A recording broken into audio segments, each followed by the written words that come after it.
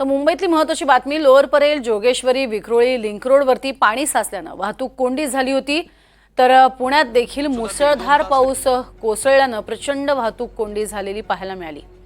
कार्यालयीन कामं आटोपून घरी परतणाऱ्या नोकरदार वर्गाचे मात्र चांगलेच हाल झाले। रस्त्यावरती पाणी आणि पाण्यामुळे झालेला ट्रॅफिक, बंद झालेली लोकल याचा मनस्ताप मुंबईकरांना सहन करावा लागला। तर रस्ते मार्गाने जाणाऱ्या नागरिकांची सुद्धा, कर्मचाऱ्यांची सुद्धा हीच अवस्था झाली। हे आपण मुंबईतली दृश्य बघतोय।